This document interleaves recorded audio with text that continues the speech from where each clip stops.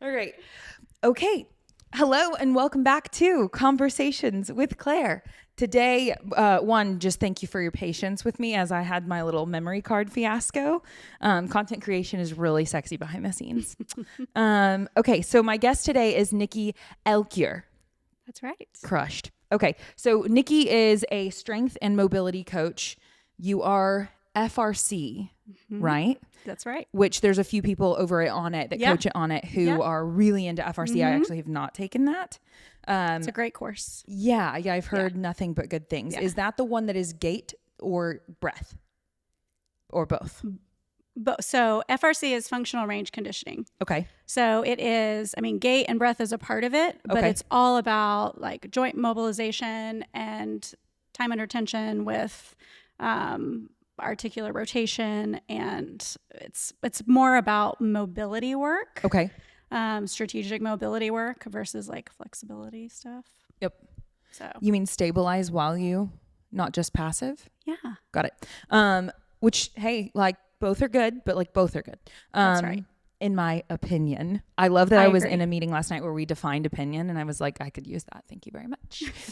Okay. So we're not actually here to talk about fitness though. So you were referred to me. I like to always start out with how we met. And so this is our very first time meeting. We haven't even been around one another for like 15 minutes really.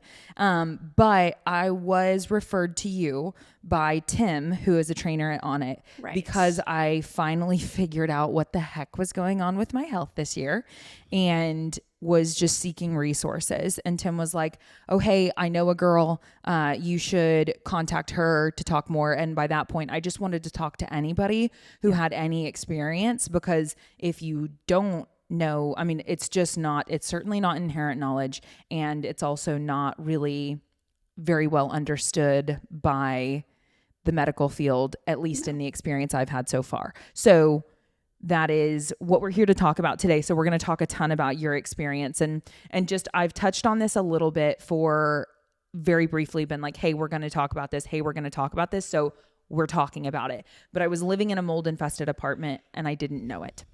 And so that was going on for 1 year, and about 6 months into that experience, I started my very first symptom that I'm aware of was just hives every day.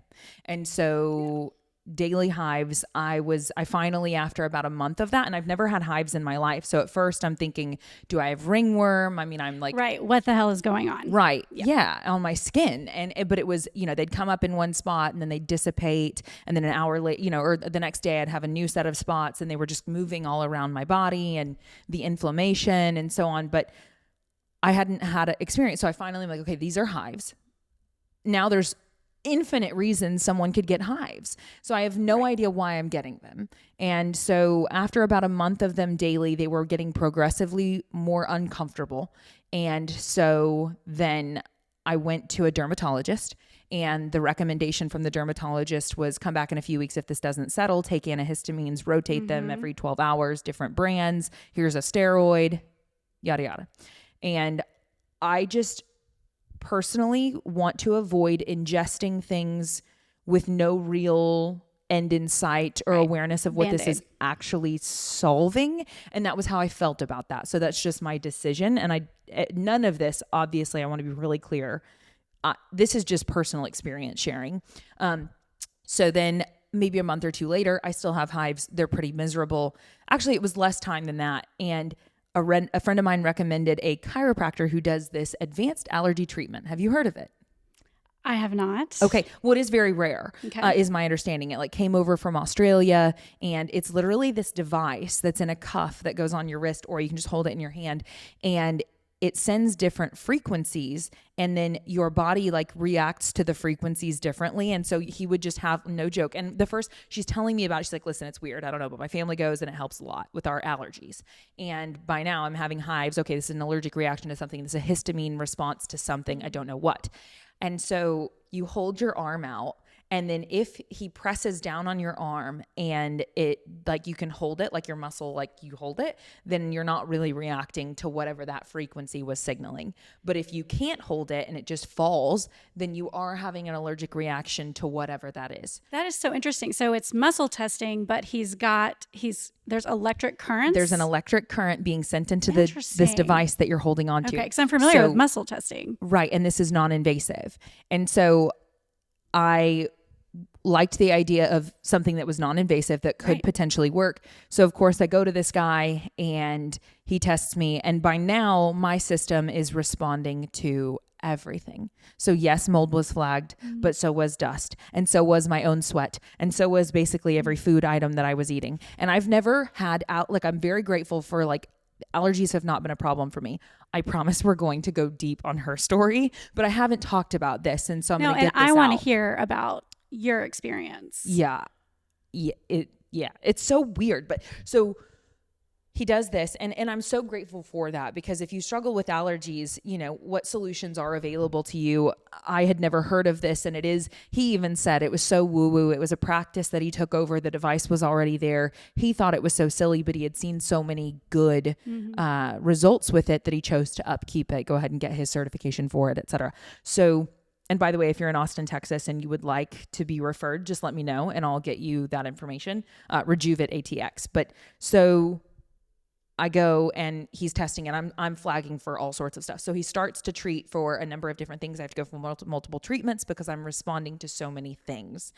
And then the hives go way down. So they at least calm tremendously after treatments, to the point where they're very small, they're not as inflamed, they're not nearly as itchy. And so in my experience this year, I would go get 1 or 2 of these treatments, and then it would calm it sufficiently to where I'm not up all night itching and miserable for a couple of months. And then eventually it just starts to get worse again. And mind you, I'm still living in the environment. But so that was thing number 1. Which you didn't know. No. You didn't know at the time that no it was idea. Your environment. Yeah. And I'm doing all sorts of different things to try to sort through what it could be, eliminating things from my diet, doing different lifestyle things, you name it. But And then I'm reacting to my own sweat, and I'm like, great, this is what I do for a living. You know what I mean? Yeah. Like everything. Cool. So it was just so confusing, because then by the time I get the panel of what I'm reacting to, now I really don't know where to go, you know? So anyway, but the symptoms, and I'll probably round out my experience at least for a bit so we can get into you, with the fact that before I moved out, before I discovered the mold, so I hadn't yet figured out what was going on, but my symptoms over the last couple of months of living there then expanded to fatigue was just a big part of life. And right now it still is definitely far more than I'm used to. So daily fatigue, I'm just not as energetic throughout the course of the day. I'm not somebody who runs on a ton of caffeine. I'm a pretty naturally energetic person. I eat well, move a lot, whatever.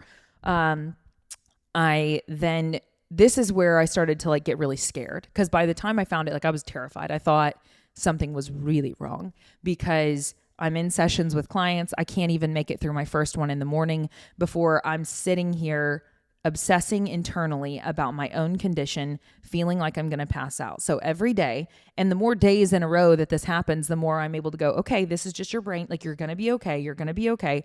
But my body felt so disoriented that I was like, I'm going to pass out. So dizziness, lightheadedness, nausea. I would walk into the facility where I work, and the light alone, the sound alone, the movement, I already was just like, oh my gosh. So that was just daily. And so then I would go in the middle of the day and try to get calm and quiet. Mind you, I would go take naps in the environment that I was sick in. Right. And that was just getting worse and worse and worse. And then now, since having moved, figuring out what it was, joint pain has entered the party.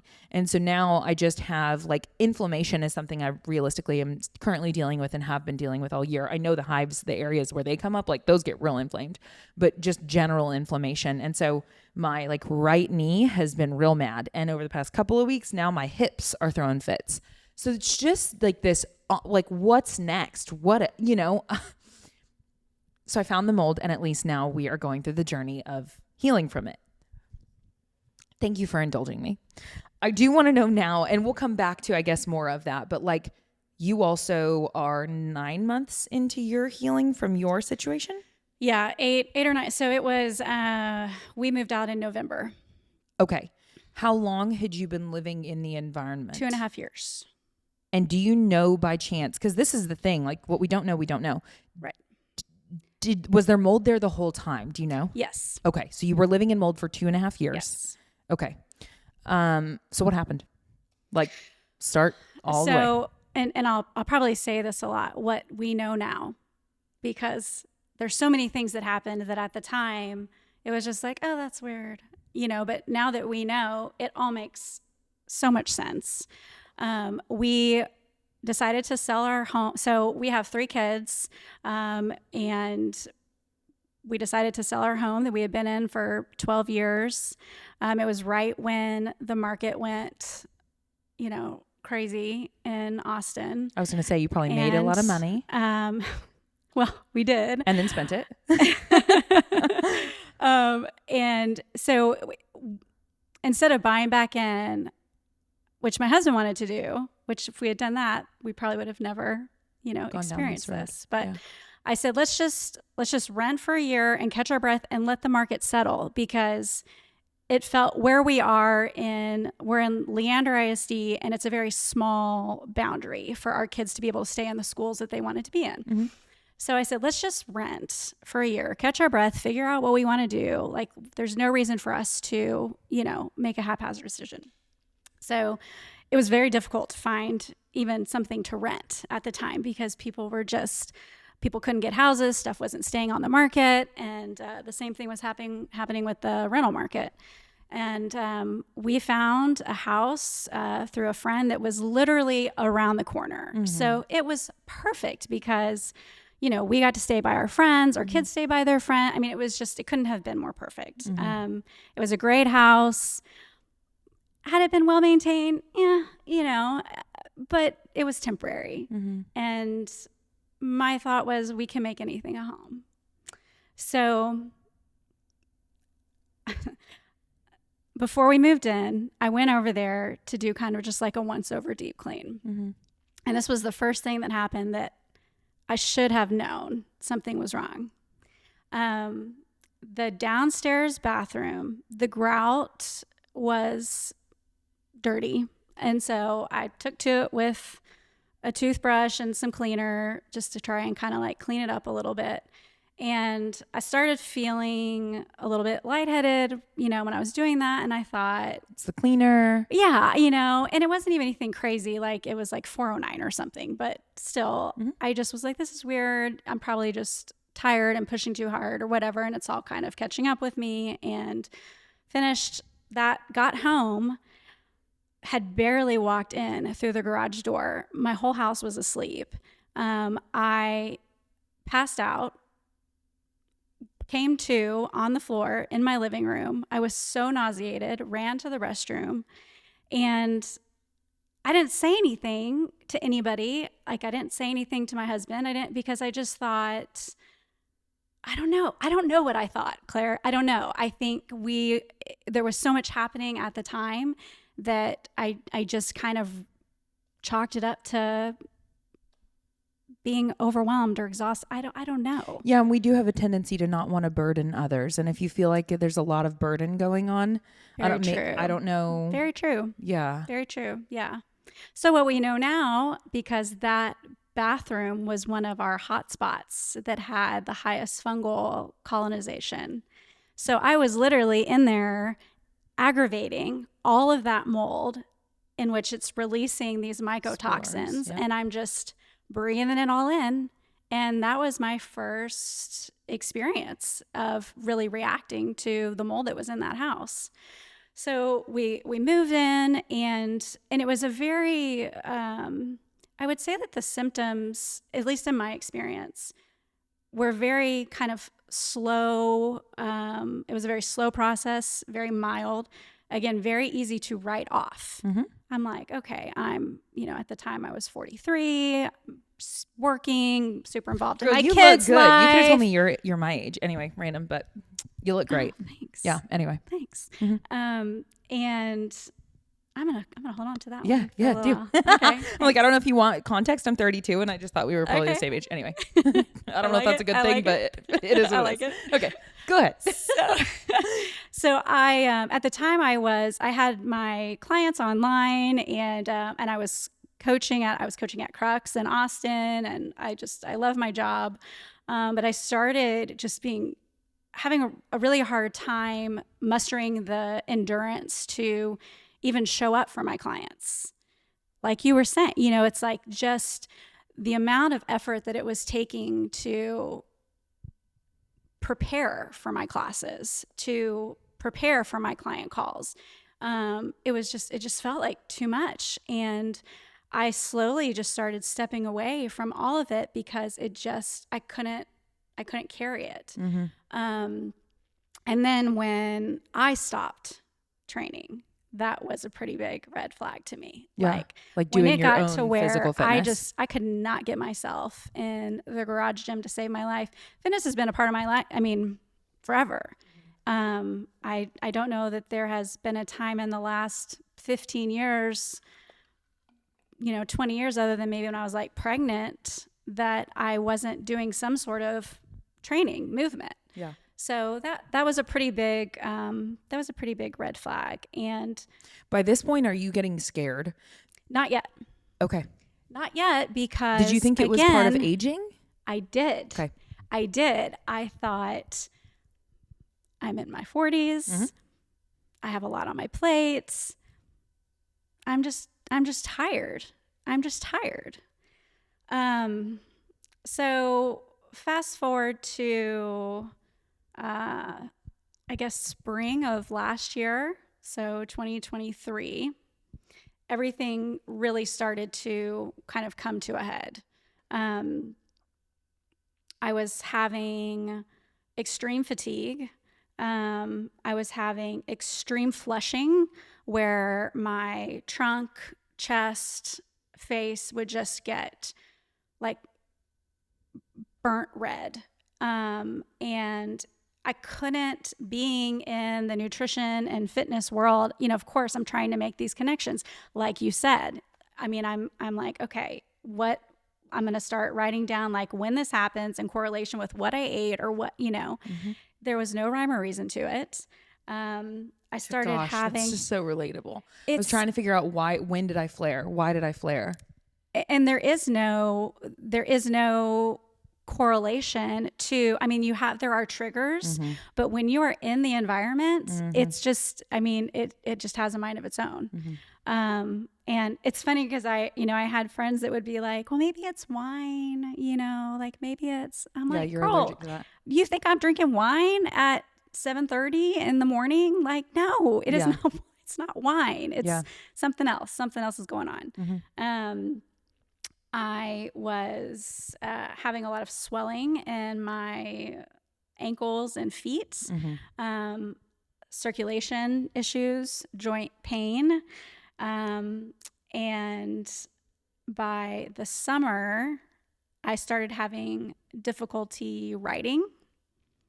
So I would go to make like a grocery list. And, in my head, I'd be like, okay, ground turkey, apples, whatever. But it was like, I'd go to write the A of the apple, and it would just kind of like be this line. And that was when I started to get scared that something was seriously going on, mm-hmm. At least cognitive wise. Sure. When you are, and this is going to sound so, I think this is kind of part of the struggle of all of it, is as a coach, it's really important to us that we maintain the lifestyle that we encourage our clients to live, right? Like, yes. I would never, if a client came to me and was sharing this with me, I would never say, well, let's just give it a few more months and see what happens. But that's what I was telling myself. I was allowing life to take priority. And I kind of in my head kept coming up with excuses as to why it maybe wasn't something bigger than just, again, age, exhaustion, hormones, what have you. Sure. There was a lesson to be learned there. Mm-hmm.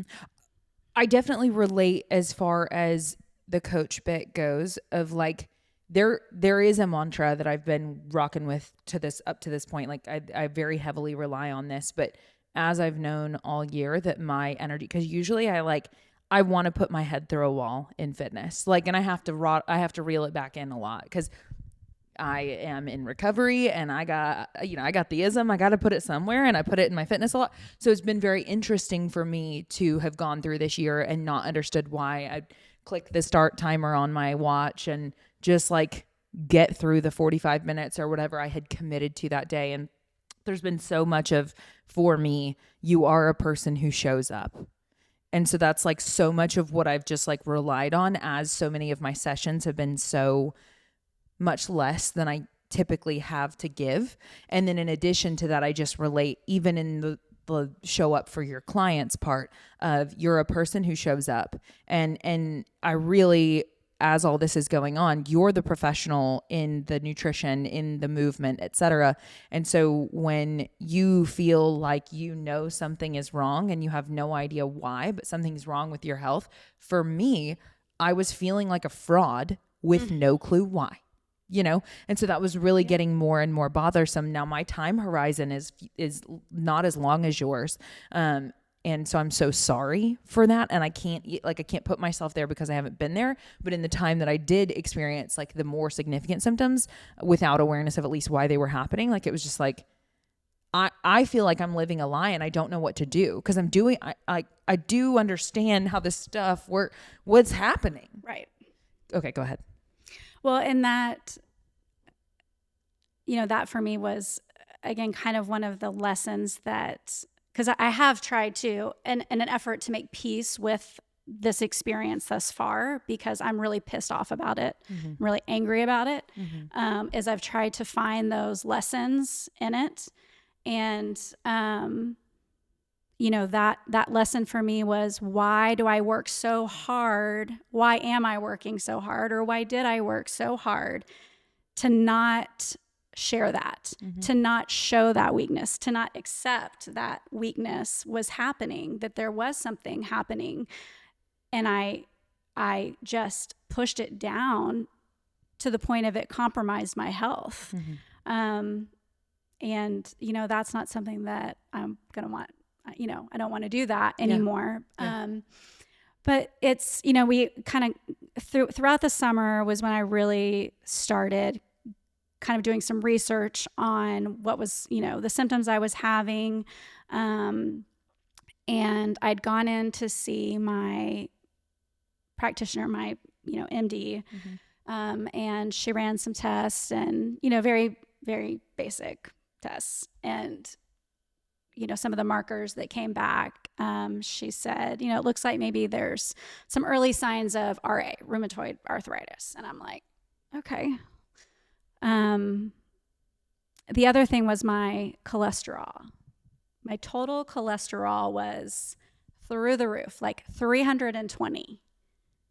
Okay. That is not a normal. Yeah. That's not normal. And what does that correlate to with the feelings? Like having high cholesterol will make you feel, what is it, part of the edema thing? Like what is it contributing to? Absolutely. So and I haven't really gone into all of the symptoms, but like heart palpitations. Thank you. You're welcome. They sound like that. It's a big word. It's a big word. And the edema, the dizziness, fatigue, all of that can be a symptom of high cholesterol. And so, that's kind of what she was like, it's probably what's going on here. And, we don't need to put you on any medicine yet. I'm like, okay, great. So now what do I do with this information? So I start really trying to kind of focus on, my diet, getting myself to, just walking, which again, another lesson to be learned is, I like my idea of movement is lifting heavy shit over my head, like, up to that point. So I'm like, okay, I'm going to go walk, I guess. Okay. Nothing was getting better. I was my hair was falling out. I had the rashes. I mean, and the same thing. I mean, I was like, is this ringworm? What is this? Because it's kind of what it looks like. Right. It's not. Right. Yeah. It's not. Yeah, it moves around on your body. That's not how ringworm works. Yeah. It stays put. But it's for a visual. Yeah. I don't know. That is a bit that it's what it looks like. Yes. And so by I guess October, first part of October, I said to my husband Matt, I'm going to make an appointment with let me go back. Okay. I am a part of a group on Facebook that's like a women's holistic health in Austin. I've been in it. I mean, I rarely even get on Facebook, but I've been in this group for long time. Sorry, plant. For a long time. And I thought, you know what, I'm going to pop in there, post some pictures, kind of share my symptoms, and just be like, hey, anybody else experiencing this? I had also been very sick in this house as far as like viruses. I had one particular illness that was going around 3 times in this house. Prior to that, had never really dealt with being sick much. So I was definitely unhealthy. And so I put these pictures and kind of share my symptoms. And I mean, it was just like, bam, bam, bam, bam. This looks like mast cell. This looks like some sort of, inflammatory reaction, histamine, something. And several women referenced a doctor in Austin, Dr. Ashley Maltz, and they said, go, check her out. So I made an appointment. Functional medicine doctor? Okay. Yeah. They said, check her out. Best decision I ever made. How much did it cost to go see her initially? $450. For the first visit? Okay. And she spent, an hour with me, which again, the difference between, and we can go down, I mean, that's a whole nother rabbit hole, but most traditional doctors don't have, I mean, it's a time periodization issue. It's not that they don't care. They don't want to spend that time trying to help you figure out what's going on. They just literally don't have the time to do that. Yeah. And what they do is a very different job. Yes. I mean, my understanding, and this is just my perspective from what I've learned so far, but what I'm being told when I'm speaking to people who specialize in this sort of thing is like our traditional medical care system doesn't seem to understand, acknowledge, know how to deal with this mycotoxin mess. You're going to need to go functional medicine. And so that's outside of typically what would be covered by insurance and things like that. So yet again, this is all just what I'm being told and attempting to turn my gaze and get curious and so on. I still am so in the thick of the learning season, and I could be wrong. I don't want to say that I know any of this to be absolute fact, but that's what I'm being told whenever I'm going, okay, what is my next step? What do I do here? And it's like, oh, well, you need to go see a functional medicine mold literate doctor for this sort of thing. Oh, and the price tag associated with that is massive. And so that's been a huge hang up for me. And I can tell you what like my current game plan is and that's part of what I'm so curious about with you, because that barrier of entry is so significant for me with my current situation. I came into a new city and launched into a completely new career field. I had not previously been a coach, and I spent too much money and I wasn't making enough money, and I created a problem that I'm currently dealing with. And I'm so grateful to be doing that. But the bottom line is like, I don't have access to resources like I did even 2 years ago at this time, at least not with, I'm not saying I couldn't anyway. That's been a barrier for me, a very real one. And I think it is for a lot of people. I Right. think it's a very normal, that is a huge expense. And I mean, that's just the tip of it. Like Right. that's just kind of like dabbing your foot in. Right. I mean, So you're even just when you say getting being able started. to, right. And even when you say being able to have a conversation for $450, like to me, that sounds so cheap in comparison to any of the numbers that I've been quoted, typically because the ones that I have looked at, both remote and in the area, are like, you're going to have to sign up for a year of care before we're really going to do much with you. And so yet again, this is just like where I'm new enough. I don't know, but I have looked at a handful that I was referred to take a look at, and that was what I was told. So I'm not saying that that's like industry standard. Those are just my experiences so far. But anyway, okay. So you go have a conversation. It gets real tricky when you get into the naturopathic world, because, functional medicine, because there is no, everybody is on their own. There is no insurance modality that's kind of keeping everybody in place. So you do have people that can take advantage or overcharge. Are there doctors out there that are extremely brilliant and are worth every penny that they're charged? Absolutely, of course. And I don't want to take that away. Totally. But I do think, and that's something, I don't know if it's just like the algorithm I've gotten into or what, but like I am seeing so much of it on social media where people are like, oh, you've been exposed to mold, come in and we'll give you some, NAD injections and this and that. And it's like, no, people shouldn't be spending their money on that. It's almost like, because there is so much awareness that's growing around it, people are trying to monetize it. But I don't want to step away so from the doctor. So that's okay. So you go back to your very first appointment, $450, you're there. I'm there. She's fantastic. We're going through my health history, so on and so forth. I'm explaining all of my symptoms. And, she says, this definitely sounds like a mast cell situation.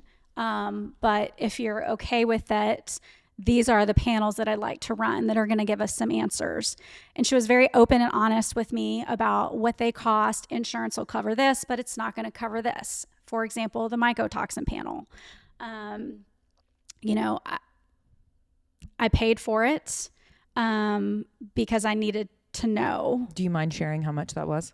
The mycotoxin panel was $295, maybe. $295. Okay, the ones that I've been referred to online are $400. So just for context, I don't know. And that is a urine test that you're referring to. That's correct. Okay, that's correct. The one which is the from what I understand, the urine test is the most accurate way to test for these specific mycotoxins, because it is essentially proof that the liver is not processing. Like that is how your body's dumping out in the most efficient way possible is through the urine. So, so I did the mycotoxin test, but I came home from that appointment and I walked into Matt's office and sat down and just started crying. And, of course he's like, what happened? Doctor's office. Yeah. And, I said, I feel scared. Totally. I feel like whatever comes back from this is going to be heavy on our family, and that scares me. Sure. And of course he was so great. I mean, he's like, we'll navigate it. We'll navigate it. It'll be fine. So we get the test results back, and, good news is there's no RA. Rheumatoid arthritis. Okay. There's no heavy metals showing up. There's what would those be indicative of? Do you know? Like lead, exposure to lead. But what would they be indicative of? Like if you did have high volumes of that, what would that mean? Would that be other autoimmune stuff or like? So that can play into, from what I understand, things like lupus and other and it's an inflammatory marker. Got it. Okay. So there's no heavy metals. There's no candida. All that stuff is like check, super clear. We get to the mycotoxins, and my aflatoxin A and ochratoxin are, through the red. And so she says, here's the deal. We see this from someone that's either had long-term exposure to a water damaged building, or they're eating mass amounts of peanuts or like beer or coffee, like really moldy foods that have these specific molds in the aflatoxin and the ochratoxin. And, I don't drink beer, and I don't eat peanuts. Definitely not by the handfuls. High volumes. Yeah. So, they're like not that good in my opinion. Yeah. Sorry if anybody disagrees. She says, your next step is going to be to test your environment. And she gave me some references, and that everything gets real blurry after that. It gets real blurry after that because everything just started moving so fast. My symptoms were worsening by the day. The money was just like, whew, I think that's something that needs to be talked about with this whole like mold conversation is just the sheer volume of cash that it requires to get the information in the first place, to even be able to say, okay, here is on paper what's happening. We had a mold specialist come in. And I did this as well. That's how I discovered a specific. So did you do a dust test or an air test or? Samples from directly swabs. Okay. Yeah. Great. So surface tests. Excellent. So that is something that we learned is that which is the Hurts Me, I believe the Hurts Me. It's the dust test. So where they're actually swabbing from surfaces throughout the home. And that catches what they call the big five, which are like the Stachybotrys, which is the black mold, the penicillium, which is what produces the aflatoxin. They're all really big words. I was going to say, I know that I can pull up my test right now, and I know that there were 4 that got flagged for me. Okay. Yeah. Yeah. And so ours came back. And do you mind if I ask how much did that cost? Yeah, no, not at all. I really do want to share this stuff. And I think that one of the things is like the full disclosure for me is because of these barriers financially, like I can tell you like some of the methods that I'm utilizing of like, and this is where I just want to be so abundantly clear that I am only sharing my personal experience because I'm not recommending what I'm up to right now for anyone. I'm so early stages. I'm so not a medical professional who's knowledgeable about these things or qualified to give anyone advice on this. But I like where I'm at right now is just like I've looked at those specific molds that were in those test samples that came back in heavy volumes, all of them. And based on that, then I've done some research of what mycotoxins are associated with those and then what type of binders would then be able to do some damage in getting those out. And so that's where I'm at. But either way, so the tests for a couple of samples, swabs of surfaces was like somewhere right around $400. Okay. Yep. Okay. So that sounds about right. I mean, ours was, we paid about $750 because you probably had more samples taken. Took more samples, and they charged us for the inspection itself, which felt really not cool because he didn't really do much. Yeah. He was very very literate and was able to answer a lot of my questions, but he spent maybe 20-30 minutes in the house, and I don't know. It was real hard. Yeah. It was real hard to like, swipe that. I was yeah. Are you sure that's how much it costs? Right. Well, and I even called around and got somebody same day because I was in a hurry at that point because once I figured out why I was sick, I wanted out of the situation.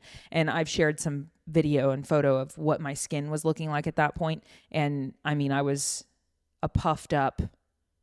I was miserable. And so I was like, I'm out, yeah. And thankfully, shout out to Jimmy and his best friends.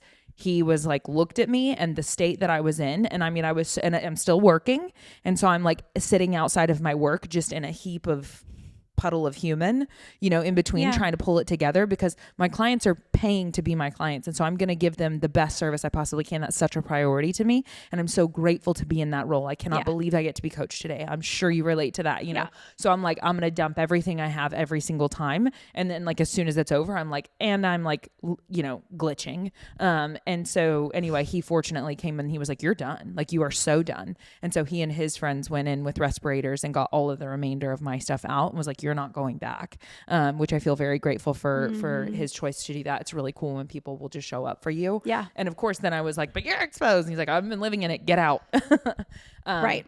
But if it's someone that's local to Austin and wants some tests of I will say, like, I feel decent about the experience that I had with, and I can't remember the name off the top of my head, but I'm more than happy to send that to anybody who wants to DM me. If you are curious and want to get surfaces tested in your home, I feel pretty good about who I went with, and it was a better price than what you're saying. Yeah. So yet again, like, we're just out here learning, but I called around and I did have them price match another place. Like, I was like, so they can do it same day and, whatever. Anyway, I Well, and I'm happy to share the bad experiences that we had. I mean, I'm not about trying to like take down a business, so I'm not going to say any names, but if somebody reaches out to me, then I will absolutely say this. And because the one bad experience we did have was with a company that is very well known. Yeah. And that a lot of doctors are, like, functional doctors are pushing that name out. So I think it's important before people make that investment that, they know what they're getting. Yeah. Well, the whole thing is a miserable experience. Just, the whole thing is just miserable. It really is. It's the whole thing is just. And it is. I mean, I think that I understand your anger, because it feels like it's such an attack on literally your health as someone who prioritizes your health, and then to have it completely discarded, and that's how I felt. I showed what was going on and I felt so discarded in the whole thing. And just the way it unfolded was so unfortunate. And I'm not really ready to speak quite clearly on that. Just, it's just not time for that. But either way, one of the things I recognized once I figured out it was mold for me is I was able to go, okay, if there's anything that I'm a meaning making creature, and I have to make things purposeful. And so it was like, what you can do with this is use this information that you're learning to then just share it with others, or, to be helpful, because otherwise it's just hot garbage. Like, this is so bad. And so I'm upset. I'm hurt. I want to heal. I don't want prolonged illness. I didn't want to be ill to begin with. I mean, I didn't knowledgeably opt into the mess, but now that we're here, I at least know what's going on. And if nothing else, as a person who is a coach who prioritizes your client's health with them, you now have a whole new set of compassion, a whole new set of empathy for the things that your clients go through. And you never expected to be the person that could work with the person who's been exposed to mold, but here you are, you know? And so yet again, I don't want to get outside of the lane of like, I'm not, an MD, you get it. But still, that's just, like, you can use your experience to share with others in hopes that maybe it can make people feel not alone at minimum, and maybe tell them like, hey, these are the tests that I did get that were helpful, and all of that. And that's all I know to do with it, because the rest of it's just shit. Yeah. Well, and that's, I think that being like, not feeling alone with it, it is so huge. I mean, you had a partner, I had a partner that, they were able to show up. But honestly, even in that, when all of that once we got that information, and well, I guess I skipped that part. We got the test results back, and through the roof again, the molds that released the mycotoxins that were in my urine are what were showing through the red. Yep. And so on this particular test, it says, it's like 1 through 5 is safe, 5 through 10. I don't know if this was the same for you. It was like 5 through 10 is, you need to have somebody come in, and look, remediate. Or like or not even necessarily remediate, but just like further testing necessary. Okay. And then like 10 to 15 is like, like red flag, alert, SOS, Mine was a color scale, and it was all the way to the red, which was the bad area. Yeah. So bad. Yeah. It was not good. So ours was 28. So it was anything over 15, somebody with SIRS, which is a chronic inflammatory response syndrome, which is what, like, if you have mold exposure, you most likely have SIRS, because it's a fancy word for your body being so inflamed and sick that it cannot handle any more toxic burden. So it's like anything over 15 is do not re-enter. So Matt's like, pack your stuff. You're moving in with your parents. Like, you can't be here. And I am like, no, I'm not going anywhere, because you know who else is living here are my children. Yeah. Like, I'm not gonna leave my family here in this environment. Was anyone else sick at this point? Well, nobody was having the symptoms I was having. Yours was the most severe. No one was having the symptoms I was having. Do you have a compromised immune system? Like, do you already knowingly have autoimmune stuff going on or something like that? So it would be fair to say that I walked into the experience with some pre-existing conditions, in that I have had inflammatory experiences throughout my life. Be it I had Kawasaki's disease when I was young. I've had shingles twice. So yes, does my body respond as well as it should? No. But I, other than that, was a healthy person. I was not a sick person. I do, though, believe that that is why I had the reaction that I did, because my body was already unable to handle that toxic burden. Yeah. And so what happens when you're in these environments and you're exposed to these mycotoxins, your body soaks them up. I don't really know how else to explain it. They're you breathe them in. It's very easy for them to permeate, like, the biofilm and everything. Yeah. Yes. And so it's really, we breathe in toxins all day long, but if you have a compromised immune system, or, in my situation, what we know now is that I had this, like, mast cell disorder that was just waiting to go haywire. Yeah. So your body this is where you have more experience literally working with doctors on this. So they've probably talked to you through this, and I don't know, but, like, some things I've been told is, like, your body doesn't naturally know, like, it can't just shed this stuff on its own. It really needs some help. That's correct. Okay. Yeah. So a healthy person who is exposed to the mycotoxins, like you and I were, I shouldn't say healthy, because that's not inferring that we are unhealthy, but somebody who has a thriving immune system. There we go. Yes.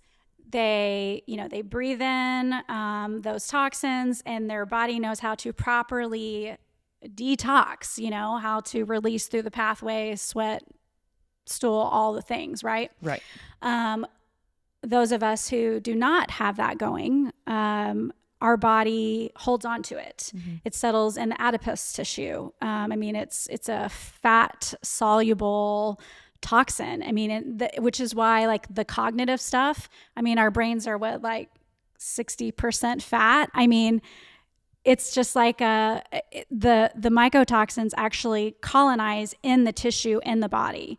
So it becomes very difficult for someone to detox or rid themselves of it, because you become the moldy house, you become the moldy building. Yeah.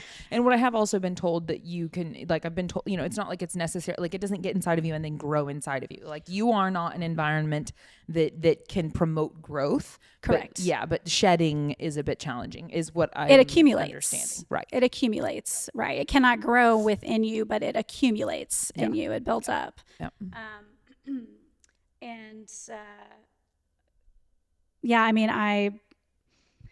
Where was I going with all of that, Claire? Well, what were we talking about? We'll come back to the storyline of just that your family was in the home. So you were like, I'm not leaving. Right. My kids are here. Right. So we get the test results back. Matt says, you got to go. I'm like, I'm not going anywhere. And then, it all gets a little messy after that because, like I said, I started to get more sick. No one in my house was having the same symptoms as we were talking about as I was. But looking back, there are things that I'm like, interesting. My oldest son, who's in college now, was having some serious sinus issues. And interestingly enough, when he wasn't living at the house, that stuff dissipated. So I don't know. But my Matt was actually getting ready to be gone for like 3 weeks traveling. And my doctor said, it's not an emergency situation. And I think that was her way of just kind of calming me down. Because it was one thing if it was just me, but I have these kids and, these animals and, 22 years of marriage, of furniture. And I mean, it just felt like so much. And you this is where, there's not a lot of clear information out there about like, what do you take? What do you leave? How do you know, like, what is considered really, really bad? Like, how do you know if... Well, and typically by the time you get curious about this, it's a frantic curiosity. Absolutely. Like, I would love to think that maybe we could be educated on this topic in advance so that if we were to ever be, and that's one of the things, we will get into some of the precautionary things you do moving forward to try to protect yourself, which we'll now take into consideration because we are now hypersensitive. But also that's what I describe myself as now because I've gone home and flared up. I went to Canada and worked at an event and where I was staying flared up, et cetera. So right now I consider myself like a delicate daisy. And just like, if I get anywhere near it, my body is like, Which sucks, right? Because you're somebody who I assume, like me, is used to feeling solid. Oh, yeah. Yeah. Yeah. And I mean, I literally just pushed through. In fact, the Canada trip in particular, that was so shortly after I moved out and things were really bad. Like at that point, all of that dizzy and lightheaded, et cetera, it was so miserable. I get the opportunity to just serve at church that, it's the whole thing. Somebody's coming in. I'm just hiding. Like I'm in between, I'm leaving in the middle of service, which is so uncommon just because I'm so uncomfortable. I remember sitting through meetings and things where I'm just like, I'm obsessing over the way that I feel, which is the last thing that I want to do. And so even with the Canada thing, it was such a big opportunity for me. I was so grateful for the opportunity. I got to MC an event that I've known about for years, and it was such a big deal. And I was so freaking scared because if those symptoms were flaring at the time that I was emceeing, you contribute heavily to the environment, like the energy in the room in that specific setting. When the microphone is right in front of you and you're the one doing it was so scary. And so those are random little details, that like, it just, the way in which it affects your life is it's just everything. Yeah. And I think people need to hear about that. I mean, not just for just your personal account, but from an empathetic perspective, because I mean, there were times that, I would have plans with someone or I would have a commitment and I would start and I would just have to say, I can't, I'm sorry, I can't. And this, what we're dealing with, it's real hard for people to like put their thumb on it. It's not like asthma or the flu or whatever, it's very hard. And because the symptoms are so broad, I think it's difficult for people to really kind of process and connect with what you're going through, especially because we're all tired. We're all overworked. Do you know what I mean? Yeah. So when you're like, oh, I just feel really fatigued, it's like, well, yeah, me too. Yeah. Me too. When the hives, I had brain fog too. Right. It's like, no, you don't understand. This is totally. I can't write. And that, I just can't fathom having gone the duration of time that you went to. And that's where everyone's stressed too. I do remember having conversations with friends and they're like, well, do you think that your like nervous system, and I'm like, yeah, I think it's freaking heck out. And like, I don't know why. And well, do you think you're stressed? And I'm like, technically, do I have a number of things on my plate? Yes, but I feel pretty darn peaceful about them. Like, I'm shocked at how chill I feel about my life. And so then, but for me, I had the opportunity to discover it growing in volume. So like the way in which I found it is different. You went to a doctor who found the mycotoxins within you through doing the panel. I simply went into the closet, which had the most problem, although it was not isolated there by any means, but the closet that had it real bad, and pulled, the first thing I found it on was the bottom of a cowboy boot. I pulled out these boots I hadn't worn in months to wear to an event, and there was thick green and white growing. I'll show you video, but like very thick green and white. And I'm like, okay, well, I have mold. So I now know. And so then the next day I was going to an event. So I literally just wiped it all off of them, like rinsed it off, and then went and did my thing. And the next day, Jimmy and I went back and we got in that closet, and both of us couldn't even be in there for a matter of minutes. Like, I got in there to start to pull things out to uncover what more was going on. And I couldn't even make it but a few minutes. And I was like, Jimmy, I'm really not okay. Like, I'm really not okay. And I need to get out of here. And so he said, okay, get out of there. And then he went in, and in a matter of minutes, he said, Claire, I can't breathe. And I was like, we need to leave. Yeah. Like, we can't be doing whatever this is. We got to get respirators. We can't be in this. Yeah. And so then, but that's where so for you, it was testing of your labs. And for me, it was finding physically the growth. Yeah. Which is important, because I'm glad that we had different experiences and how we discovered it, because that is, I think for most people, they're like, well, could you see it? You know, it's like, you think like, oh, you're going to be able to see all this mold growing everywhere. And that's not always the case. Right. In our home, I mean, it was by the time we were leaving and had all of this testing done, I mean, we had so many inspectors come through, and it was a disaster. But the mold was extensive throughout the home. In the walls, they came and went through, the air ducts were just covered. Yeah, that's just where absolutely covered. That was the culprit for me. And so it's just, it's important to know that just because you can't see it doesn't mean that it's not there. Mm-hmm. And that's where that testing is really important. Right. It is really important. Right. And for your health, is a few $100s on a urine test potentially worth it if you truly think that this is the problem? I mean, we can't say whether it is or isn't for someone, but like, that is an accessible thing to do. And you actually don't need a doctor to do it. You can just order them That's online. Exactly right. And there are some, like Dr. Jill Christa. You've posted about her. She's fantastic. Okay. And she has done a really good job of providing resources and easy to swallow resources, things that make sense, that feel like you can go ahead and implement because not everybody can leave. Like, you and I got to leave. Yep. There's people that they don't have that choice. Right.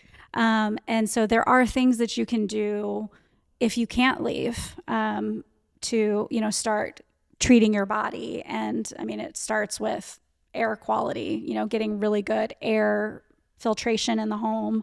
I think the whole detoxing and binders you have to be really careful with, because if you start too fast, too much, it can actually make you more sick. Yeah.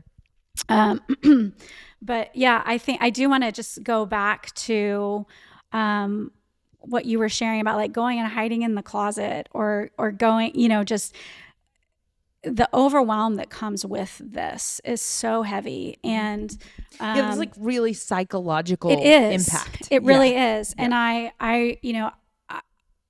I would go and sit in my car, I mean, just out of nowhere, and just like weep for no reason, because everything just felt so heavy, and I was so tired and felt so sick. And I hate to say the word alone, because I wasn't alone with it, but it does kind of feel that way, because, like, it's hard for even Matt, who was doing everything in his power to fix and understand and read, and he wasn't feeling what I was feeling.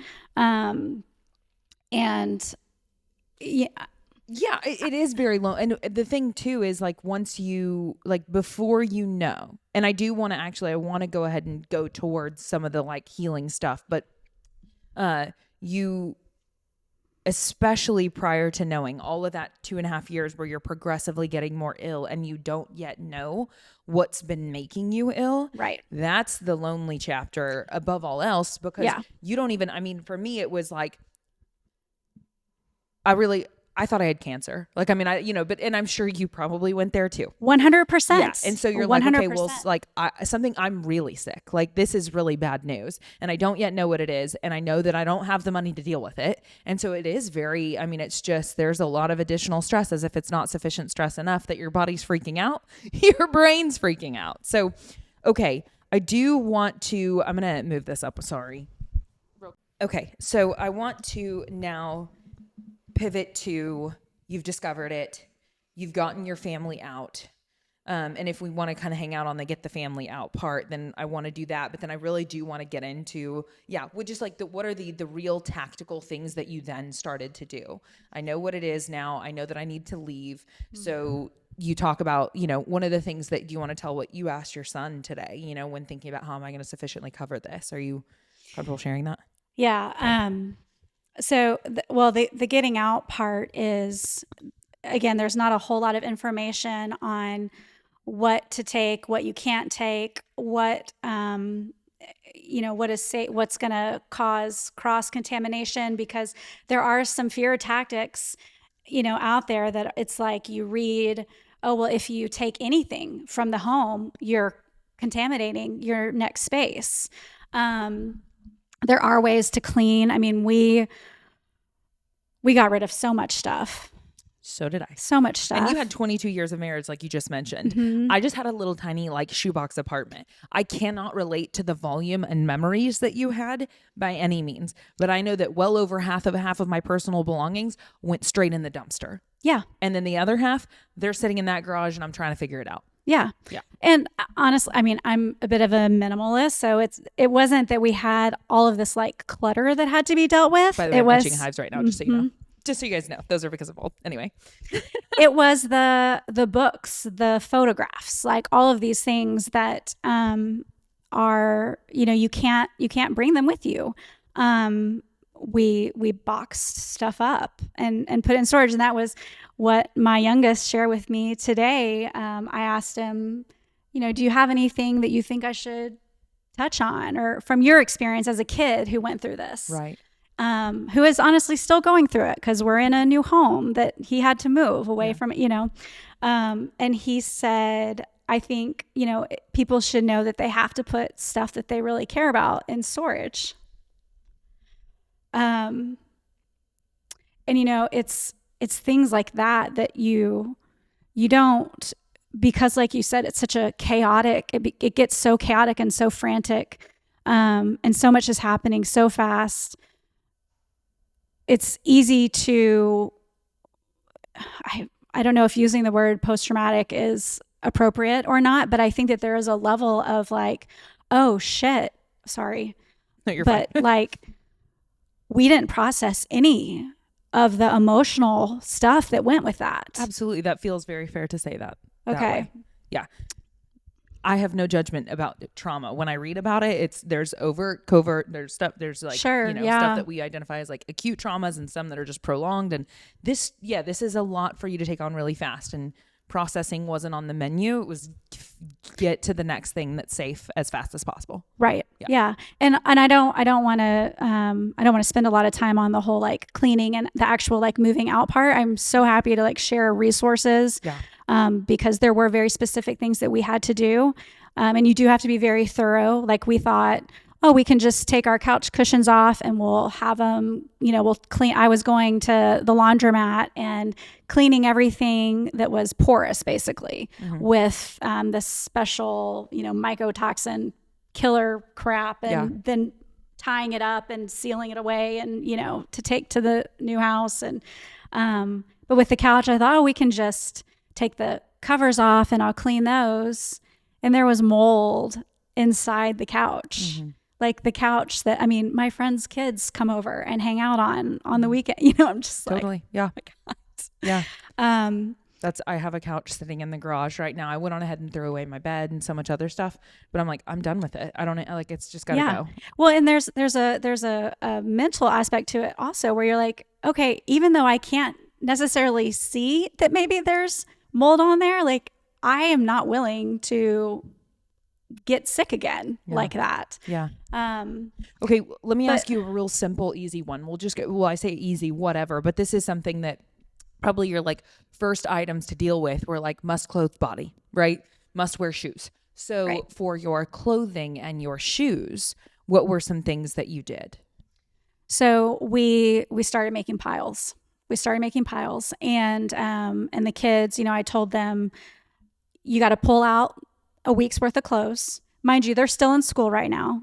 They both are in sports, you know, like they have all their stuff going on. So I'm like, you got to just pull out your bare minimum of what you need to get you through.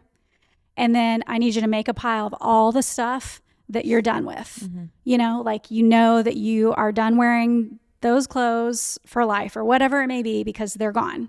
I'm not going to even waste my time washing them. Mm-hmm. And then the stuff that everyone wanted to keep was taken. It was all put in trash bags. Yes. I have the most pathetic picture, Claire, I'll have to send you, of Lola, our pit bull, laying in the middle of a room filled with trash bags of clothes. Yeah. And it is just the saddest thing. Mm-hmm.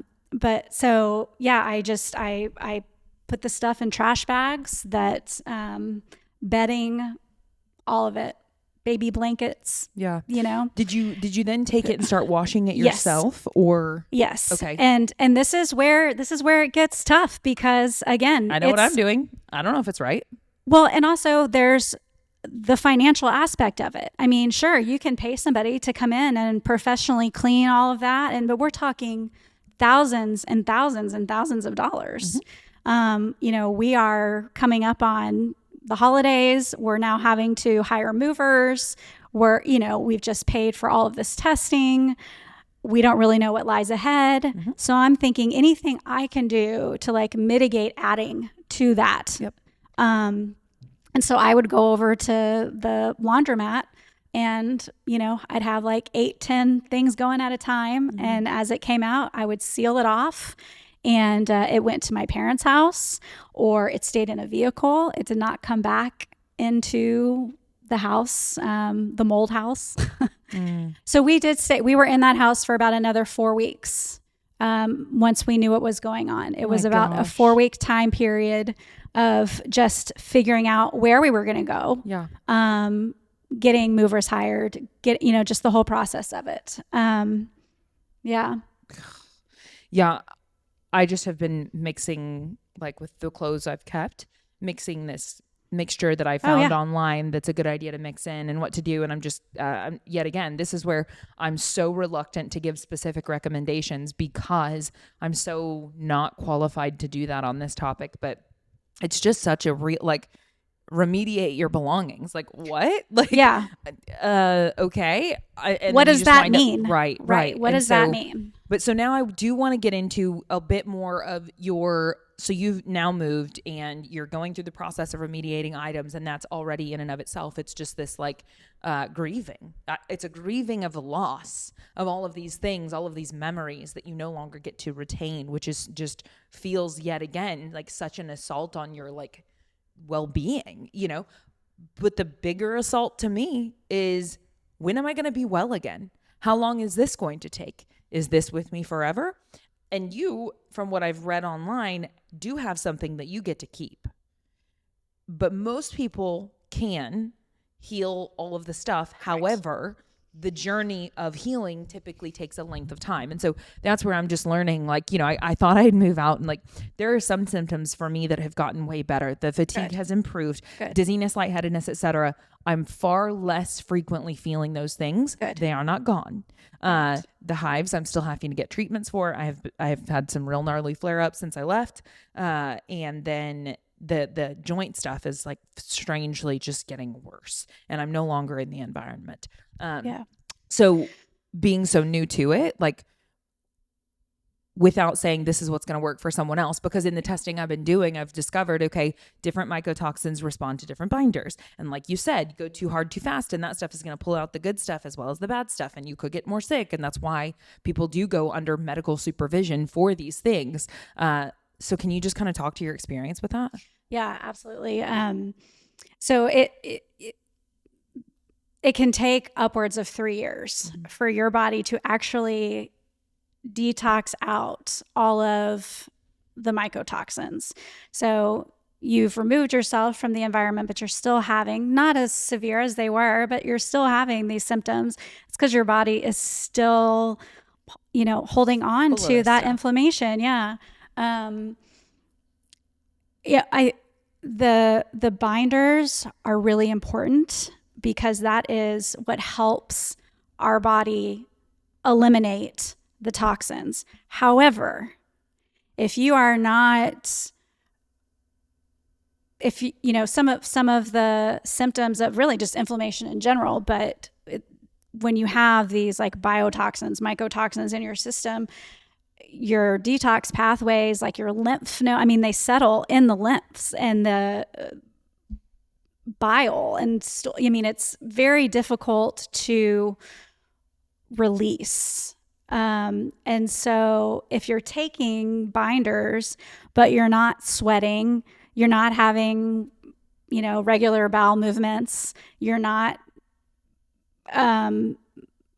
doing lymph massage, you're not moving your body, getting your blood to really circulate well, like it doesn't matter. It's essentially just like repurposing those toxins throughout your body. So I think that's really important because it's a very easy solution to start taking binders. That's a very easy solution. And I was taking charcoal binders before I even knew this was going on, just as from a healthy, just if I ate something. That's my very first step that I've taken. Yeah. And it is a smart step, but it is, I think sometimes the piece of, you have to make sure that you are releasing what you're binding up. If you're having trouble with that, then I would step back from the binders. That's my experience. Again, not medical advice. I also think it's really important to be careful with the sauna option, with the cold plunge option. Two things that I love. We have both in our house, not the fancy ones, but whatever, they do the job. Yeah. If you are, and I'm also, I guess, speaking from a place of somebody who does have mast cell from the mold exposure. And so I tend to be almost, I think, a little bit more sensitive. But like the sauna for me started causing big problems. So I've stepped back from that. So I think it's really important to pay attention to how your body is reacting. But yeah, the binders are great. What binders have you used? So I am now using 2 separate binders. I'm using one that is specific for mycotoxins. And I'm using one that's called toxic pull. I wrote it down in here. Okay. But that one is more of kind of a general binder. Okay. So I take that one like every other day. The mycotoxin one I take at the end of the day, every day. What is the mycotoxin one you're taking? It's called... Like, is it charcoal? Is it clay? Is it glutathione? Oh, I'm sorry. I misunderstood. No, that's okay. It's a combination of charcoal and clay. Okay. Yeah. Got it. Yeah. That's such a great question. Well, and I'm new, but such a great question. Because there's, based on the reading that I've been doing without medical support. So I'm a broken How record. many times can we say we are not doctors? This is not medical advice. Yeah, it's ridiculous. But anyway, in the reading that I'm doing, it's like, okay, there's all these different types of mycotoxins and then these types of binders. And then some of the types of binders are responsive with the mycotoxins. It's, there's some that are going to be effective on this and some that are not, and so on. And so I'm just consuming what I can online, which of course then, like, that's such a rabbit hole of like, is it misinformation or is it good? Where is the information coming from? It's just like in the nutrition specifically in that world, since that's somewhere that I hang out, spend a ton of time. And a lot of my online coaching is done on nutrition. And that's the messiest part of the journey of health for most. Right. I'm always just like,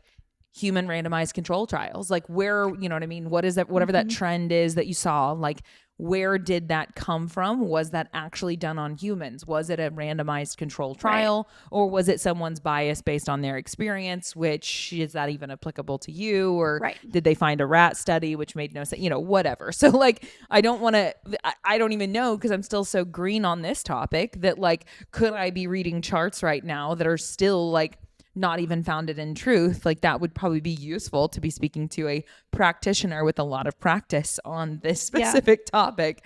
But in reading, that's what I'm discovering so far. And that's where, so that Dr. Jill Krista, again, I mean, I sound like a bit of a groupie, but she has, because I've gone down a lot of rabbit holes, and she has been one that I feel like her information is pretty solid. And she does provide that, like, if this is what you've been exposed to, this is the binder that you want to take. But let's assume that somebody hasn't been able to even like be tested yet. They don't even necessarily know what they're dealing with. A general like charcoal binder, I think, is the best bet. I do think that the clay binders, while they are better for some specific mycotoxins, I think that they are a little more difficult for the body to process than the charcoal. And are you ingesting your clay or are you using it on your skin? I'm ingesting. Have you done clay bath? I have. What is your thought on that? Great. You like it? Great. Yeah. Clay bath, Epsom bath, like anything like that is, that's transdermal. Great.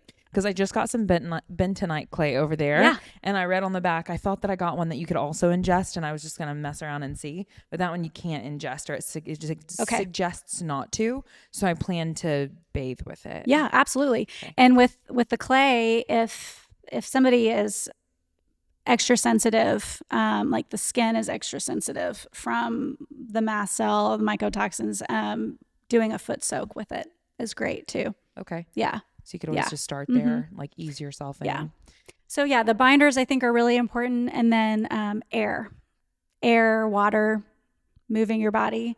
I was going to say, you strayed away from the sauna. I know so far for me, I stopped using the sauna altogether when things were just hitting the fan, because like my own sweat's pissing it off. I'm just going to knock it off, but I too enjoy it. And so here recently I've been like, all right, we're going to sweat this out. And it definitely flares the hives, but to some degree, if it's actually doing something useful, I'm at peace with that. Right. But I do, thankfully, we live in Austin, Texas, where we get the opportunity to sweat because we exist. Right. And we do fitness too. So I'm just intentionally sweating in my movement each day as well, and hopeful that that's actually also helpful, because I read online that it is. So anyway. Yeah. Okay. What else? I mean, are there any other things when it comes to your like recovery journey that you've utilized that you felt like have been helpful? So the air filters, that was something that we did go ahead and invest in. And you can, if you're working, I don't know if you're in like a traditional doctor would do this, but most functional doctors can write a letter of need. So like with Air Doctor, which is who we went with, you can present a letter of need. So we used our health spending account basically to buy them, and then you can present to insurance a letter of need. And that then allows you to get access to filtration for your air that's different. Reimburses you. Okay. Doesn't give you access to it, just reimburses you. Okay. So just a little helpful thing to like put in your pocket, because it does get so expensive, all of this recovery stuff, the whole process. But having those Air Doctors in our home has made all the difference in the world for us. And we had them in the old house. Like that was one thing that they said, if you can get the HVAC system serviced and get some good, like hospital grade air filtration in the house, that will really start to help. So what are those like filters that go in the vents or? No, so these are actually like, they look like the hospital air units. filters. Yes. Okay. Yeah. And you plug it into the wall. Plug it into the wall. Okay. And so the air that is existing in your home is now being filtered through this. Correct. So it's not coming through the ventilation. That's coming through the ventilation. And then that air just gets cycled through that as well. And it just purifies it further. Yes. How much does a unit cost? So one for like the one we have in our living room was like $450. $450. And I'm assuming this is based on square footage that That's it plans correct. to take Yeah. care of. Got it. So if you've got one, I mean, it's not gonna serve its purpose if you're not buying the right size for the space. Right. So that's important to note. But that is if you can, even if it's just in one room that you can kind of escape to, like I really, really believe that having that made such a difference for, if anything, my peace of mind, knowing that my family was having, not be, yes, exactly. Okay. So $450 for the one in your, how many of them do you have right now in your home? We have 3. You have 3 of them. And you have what, 3-4 bedrooms? So the house that we're in right now is a 2-story, but the upstairs is kind of just like a loft, game room, and nobody really goes up there. So we don't have one up there. Okay. We have one in our living room. We have one in our bedroom, and we have one that is in the hallway between our 2 kids. Only 2 of our kids are still at home. So between their 2 rooms. Okay. Yeah. And so you're probably looking at collectively what, like $1,000 on that? It was about 12, a little closer to 12 ish once it was all said and done. And then the filters themselves, I would imagine that there's maintenance required. It doesn't just filter indefinitely. Correct. So what's that? So the filters run about maybe 100-ish. Okay. And how frequently have you had to refresh those? Maybe 6 months. Okay. We had, I think it was the 6-month mark that we did.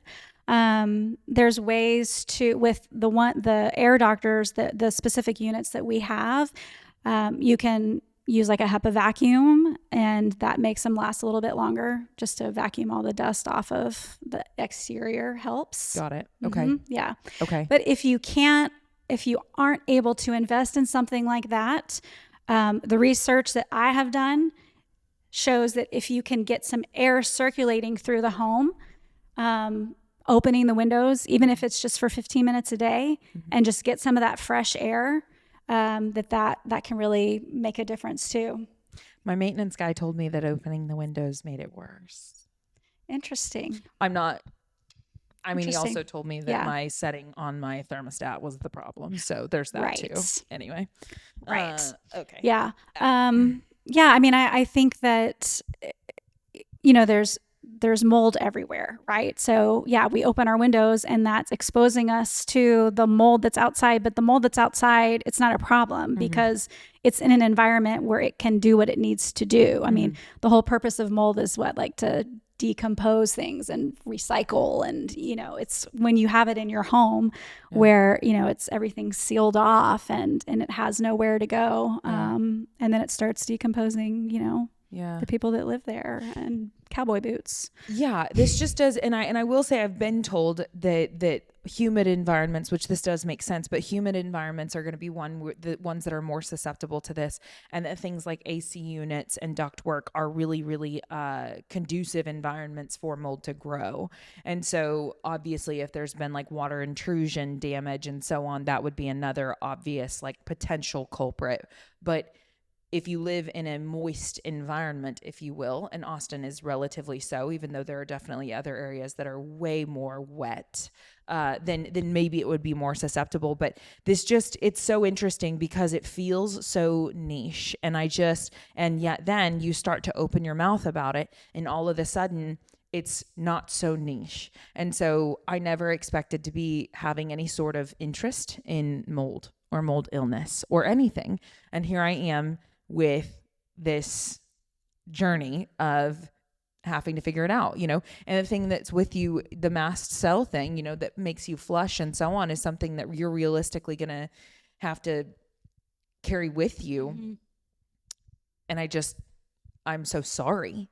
And then the other thing is that, you're more susceptible. Like the way I like to call it right now is I'm like a heat seeking, you know, I said I'm the delicate daisy, whatever, but also I'm like the mold seeking missile. You know what I mean? I'm like, if it's anywhere near, we'll know because I'll start to freak out, you know? Oh, 100%. Yeah. And so then you're just now more susceptible. Is that what your doctors have told you? Pretty much. Yeah. Okay. Pretty much. I mean, it's, you know, going forward, we will always have to look for an environment that is safe for me. Yeah. Which feels like a pretty big burden. And that's as the person who's causing that. Do you know what I mean? Totally. I literally even, you know, there's something as simple as I've even told Jimmy multiple times throughout this journey. I'm like, hey, I typically am a pretty energetic person, and I'm like I'm pretty driven, and I like to do a lot, but these days I'm taking a lot of naps, and that's not very normal, you know? Yeah. And thankfully right now I'm not needing nearly as many as I was 6 weeks ago. And I'm very grateful for that. Yes. Good. And I don't want to doom and gloom it because so much of this is overcomeable. That's exactly right. Yeah. That's exactly right. Yeah, it is. And, you know, removing yourself from the environment can have such a huge impact on those symptoms. Yeah. But yeah, it is something that's overcomeable, and but that doesn't take away from the heaviness of it when you're in it, and the importance of, you know, really advocating for yourself with your doctor, with your health, you know, really having to just lean into what's going on and not ignore it, because it becomes a bigger issue. Right. And I think it's so interesting that you even opened the whole storyline with my very first exposure. I passed out and I didn't tell anyone because I don't want to be a burden. And here you are I'm already out of it. I'm currently healing. And right now I just don't want to be a burden financially, et cetera, you know? And it's just so interesting that when you're the one that's sick, you're like, well, I don't want to make anybody else have to deal with this. Yet the people that love you would love nothing more than to love you well and accept you that way. But it's really hard when you're the one that's sick to see it that way. Yeah, that's so true. Yeah. That is so true. But okay.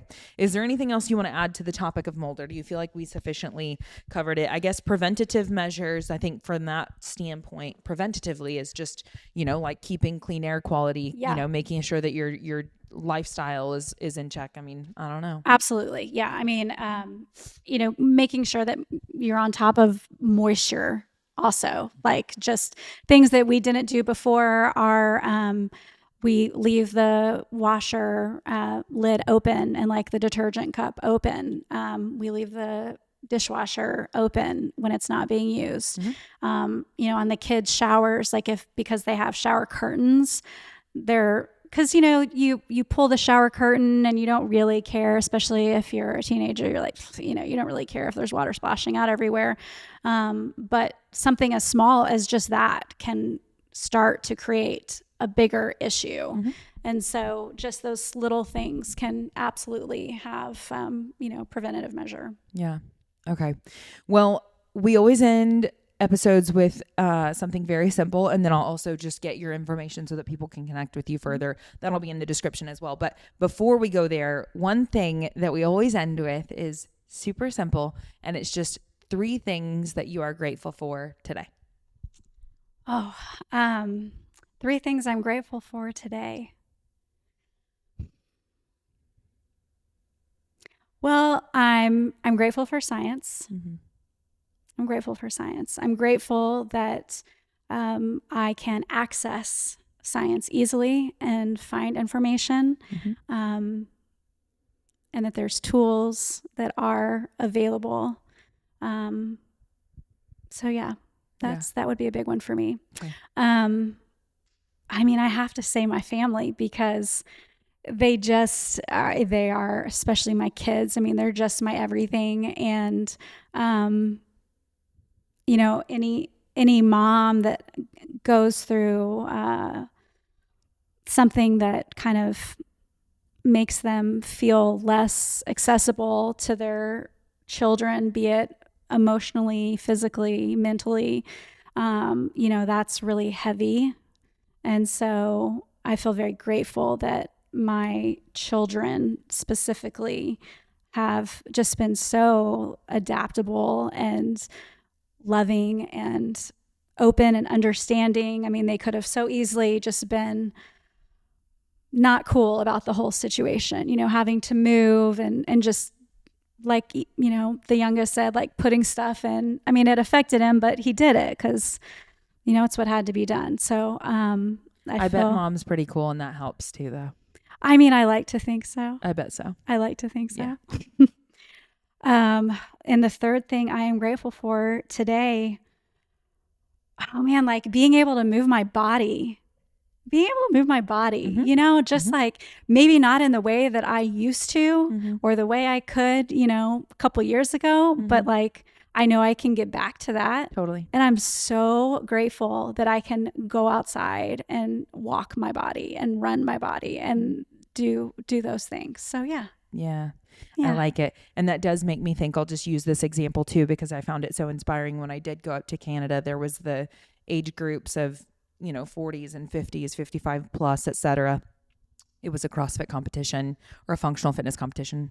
And I got the opportunity to have small conversations surrounding a bit more background for some of the older athletes, and seeing them do handstand walks, muscle ups, heavily loaded thrusters, snatches, you name it, all of the impressive movements that they were doing, you know, much less row and bike at fast paces and all the things that they were doing. And then to hear more of their storylines of the injuries that they've overcome and the things that they've, you know, so it could be easy to see someone at a later stage in life who's crushing it and think that like they haven't undergone always adversity, been that way, right? Which is so unrealistic. Right. And so then also for you, I find so much hope in the idea that like you are on the healing journey with all of this, and whatever form of fitness that you don't feel like you have access to today, I don't believe it's indefinitely gone from you. Yeah. You know, I mean, we just, like you said, you have access to science, you have access to information, you have access to tools at a greater scale than ever before, which means that you have an advantage, and we get to age well. We have the muscle centric medicine. We've got it, you know? And so that's encouraging to me too. I feel at this age that I'm more fit than ever. And I feel like the runway ahead of me is like extensive. And considering how the past year has gone, I think it's pretty wild that I'm just also getting stronger, and my engine is coming back a bit, which has been nice because I was like, where'd you go? But yet, like, it's just exciting. So there's a bit of encouragement for that.